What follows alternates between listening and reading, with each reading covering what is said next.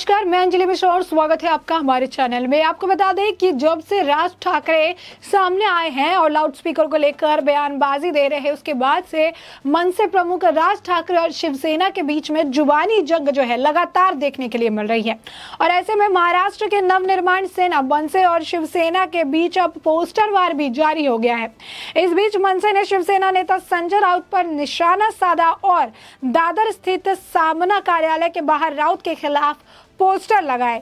दरअसल हाल ही में शिवसेना नेता संजय राउत ने मनसे प्रमुख राज ठाकरे को महाराष्ट्र का ओवैसी कहा था। उनके इसी बयान के बाद मनसे के नेताओं ने संजय राउत के खिलाफ प्रदर्शन किया और सामना कार्यालय के बाहर पोस्टर लगाए गए। यह पोस्टर मराठी में लिखे हैं, जिसका हिंदी में मतलब है, तुमने ओवैसी किसे कहा? अपना ये लाउडस्पीकर बंद करो संजय राउत, वरना तकलीफ पूरे महाराष्ट्र में होगी। मनसे स्टाइल में तुम्हारा लाउडस्पीकर हम बंद करेंगे। मनसे के ने नीचे एक फोटो भी दिखाया जिसमें गाड़ी उल्टी पड़ी है, यानी मनसे कार्यकर्ताओं ने संजय राउत की गाड़ी को पलटने की धमकी दी है। बता दें कि मुंबई में इस समय लाउडस्पीकर का मुद्दा तूल पकड़ता नजर आ रहा है। हाल ही में महाराष्ट्र के नवनिर्माण सेना प्रमुख राज ठाकरे ने कहा था कि 3 मई तक मस्जिदों के बाहर लाउडस्पीकर हटा दें, नहीं तो हम जो है स्पीकर पर हनुमान चालीसा बजाएंगे। यह एक धार्मिक नहीं बल्कि सामाजिक मुद्दा है। और राज ने कहा था कि मैं राज्य सरकार को साफ बताना चाहता हूं कि मैं इस मुद्दे से पीछे नहीं हटूंगा।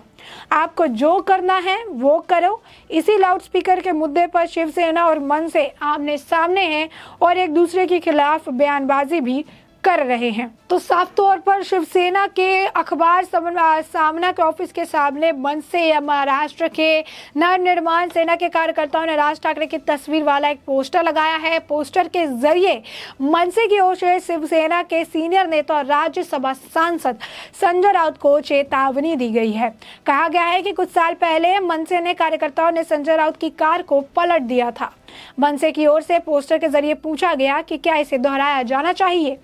इस पोस्टर में लिखा गया कि संजय राउत अपना लाउडस्पीकर बंद करे, नहीं तो मनसे अपने स्टाइल में लाउडस्पीकर को बंद करवाएंगे। उधर सामना के ऑफिस के बाहर पोस्टर लगाए जाने की खबर से के बाद मुंबई पुलिस ने वहां से पोस्टर को हटा दिया।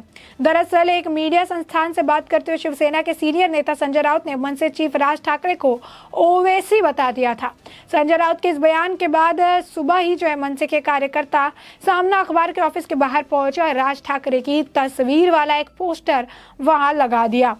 अब आखिर में संजय राउत ने क्या कहा था जिसके वजह से जो मनसे प्रमुख है राज ठाकरे और उनके कार्यकर्ता इतना ज्यादा जो है आग बबूला हो गए, इतना ज्यादा आक्रोशित नजर आए? आखिर क्या कहा था उन्होंने?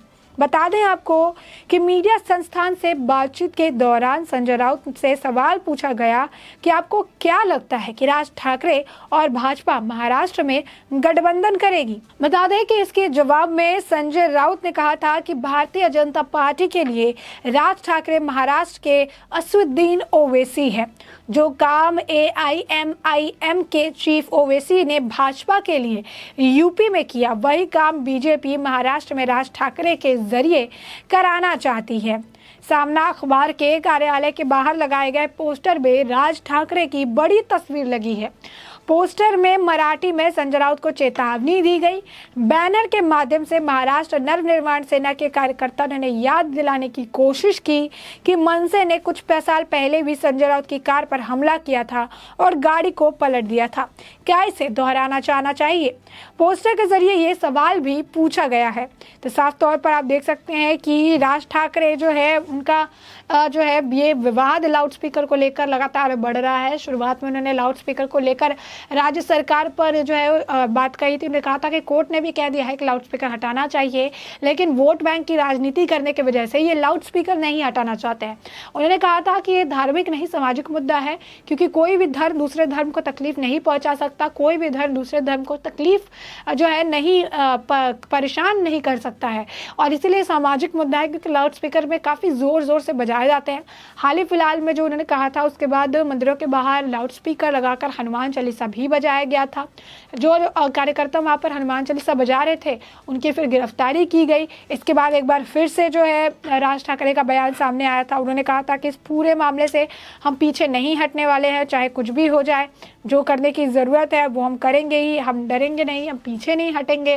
तो इस तरीके से जो बयानबाजी है वो की गई थी। तो साफ तौर पर जो है ये मुद्दा काफ़ी ज़्यादा तूल पकड़ता नज़र आ रहा है, ये मामला काफ़ी तूल पकड़ रहा है। और इसी बीच जो है इस तरीके से जो पोस्टर है वो जारी किए गए हैं। पोस्टर जारी करके संजय राउत को कहीं ना कहीं धमकी दी गई है, क्योंकि 16 साल पहले ठीक इसी तरीके से जो है संजय राउत की गाड़ी को पलटा गया था। 16 साल पहले ठीक इसी तरीके से जो कार्यकर्ता है उनमें काफ़ी आक्रोश देखने के लिए मिला था और वहाँ के जो कार्यकर्ता है उन्होंने संजय राउत की, राज ठाकरे के जो कार्यकर्ता हैं उन्होंने संजय राउत की गाड़ी पलट दी थी।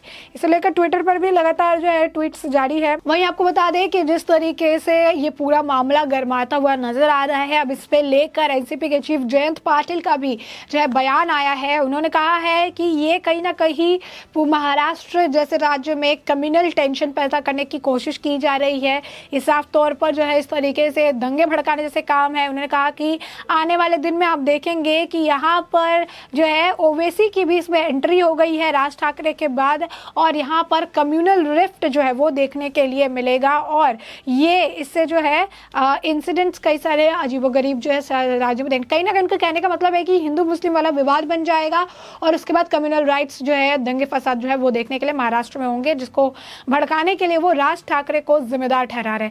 तो साफ तौर पर ये जो मुद्दा है ये काफ़ी ज़्यादा जो है गर्माता हुआ नजर आ रहा है। इस मुद्दे पर काफ़ी ज़्यादा राजनीति भी देखने के लिए मिल रही है। यही नहीं, अभी हाल ही फिलहाल में महाराष्ट्र नवनिर्माण सेना प्रमुख राज ठाकरे के लाउडस्पीकर वाले बयान के बाद जो है पीएफआई इस्लामिक संगठन पॉपुलर फ्रंट ऑफ इंडिया ने भी चेतावनी दे डाली थी।